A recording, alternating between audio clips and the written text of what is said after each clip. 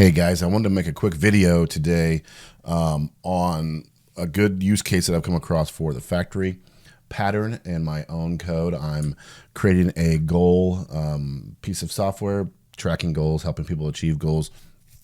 And as you can see, I started an achievement system where they can get badges, achievements, whatever you want to call them. And there's a whole bunch of reasons why they might receive an achievement, right? They might complete a goal, create a goal, create a milestone, use the wizard, use a template. And this is only a few that I've pulled out. I'm going to have more than this. So this is switch statement will continue to grow. And then, what this is doing is it's checking to see if they qualified. And if they are, then it's assigning it. So for each different one of these, I've got a different method that I've got to do different kinds of code. If for a goal completed, did they achieve it? What did they get if they did achieve it? So you can see all these different methods that have to happen to decide if they got the goals or not. This is a perfect example where all these different guys, when you got a huge switch statement or a huge if-else statement, you need to be looking for a use case for factory. What a factory will do is hand you back. What I would do is just say, hey, here's an action type, and it would do all the work for me. I would just say, hey, here's an action type, and go ahead and do the work. And it just does it. I don't have to have all this in my code, because next time I need a new action type, let's say I decide that, if they register or, they refer somebody, that's going to be one. Well, I got to crack this code open, and I've got to add a new case, and I've got to add a new, method, and that breaks one of our 5 principles of SOLID, which is an acronym, if you don't know, SOLID, of just different principles of what you want to look for in code. And I'll try to make a video on that eventually. If not, there's been a million made, but they're not always easy to understand. But one of the letters is the O, and it's the OpenClose Principle. And you should write your code so that it's open for extension, but closed for modification. We don't want to keep coming in and modifying something like this. And one way to achieve that, we want to be able to extend it without having to modify it. And one way to achieve that is to use a factory. So as you can see, I have a bunch of, case statements that I got to use. I got all these things. What can a factory do for me?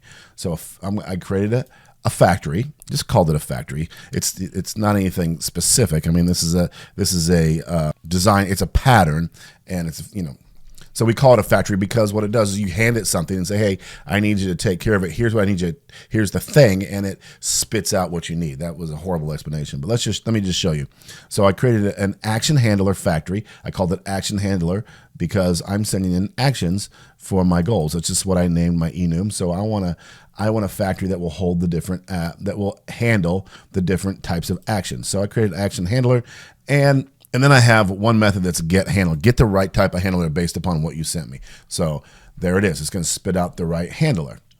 Okay, that's good. Let's just go to the actual thing. All right, here's the actual implementation. It's using the action handler interface.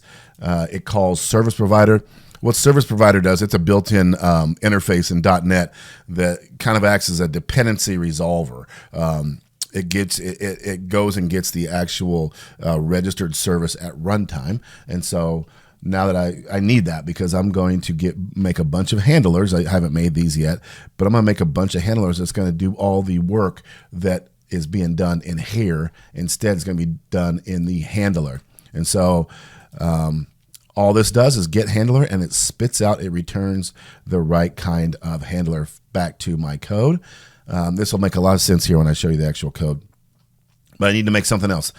Now that I have the factory that gives you the handler, let's make the handlers. So I have an action handler, and it takes in all this normal stuff. It takes in all the stuff that all these guys take in, right? So all the things that these guys need, I now need in my handler. So I have an action handler.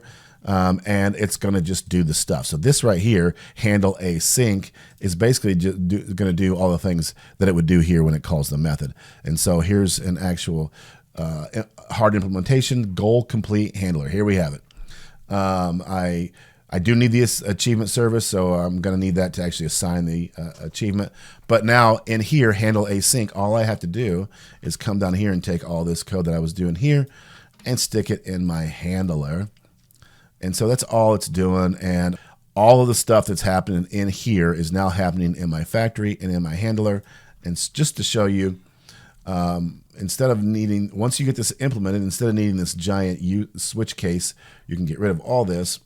You can get rid of all of this because it's all going to be handled with your factory pattern. Let's just get rid of that. And just to show you that this is what it's going to look like instead with the factory. Way easier. I don't need all this stuff can go away. Everything can now happen in just these lines here. So now I've created a factory up here, and I instantiated it, and now all I got to do is the user stats and achievements I'm already doing here, so this is no different.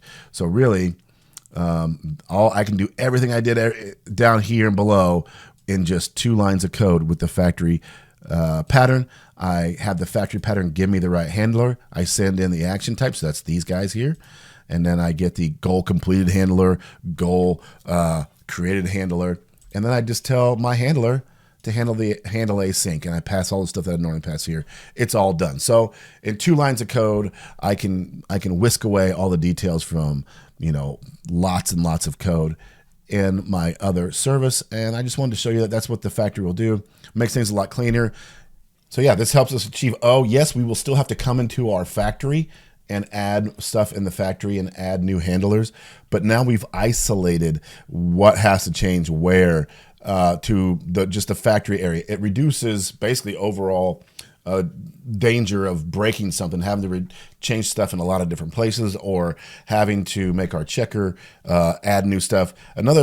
So part of the solid is your S-O-L-I-D. Your S is the single responsibility principle, saying that every class should really just focus on one thing. Doesn't need to be doing all kinds of stuff.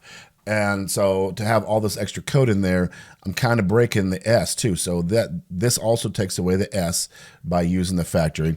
It makes all the changes occur in single place, and the factory is there to do that kind of thing. So without the factory, you might have to modify your service logic, your handler logic, potentially in multiple places. So we've boiled it all down to one place, and yeah, there it is. That's the factory pattern. Okay, and finally, guys, I want to show you a Postman test that walks you through it. It'll make things probably just even a little bit more understandable. But in the meantime, since I finished that first segment, I have refactored my code even more. And you might notice I got rid of the achievement checker altogether. Once I started boiling stuff down, I realized with the factory, all I had left in the achievement checker was this, right? I didn't even need it. So I moved it over to the achievement services, got rid of achievement checker all the way. So just another advantage of refactoring and using design patterns. You realize you've got superfluous, code around that you don't need. Okay. And so, yeah, there's that. Let's go ahead and do a Postman test so I can walk you through the factory method here, or the factory design pattern. So I got me some Postman tests. We're going to do check achievement.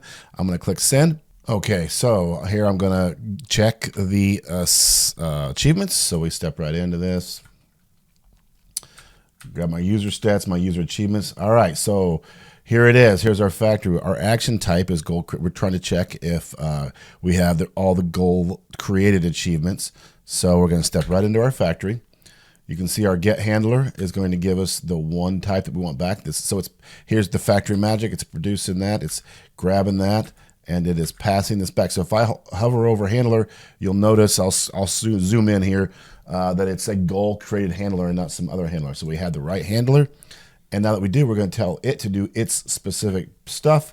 So look, we're in handle async inside of the goal created handler and not some other handler. They got the right one.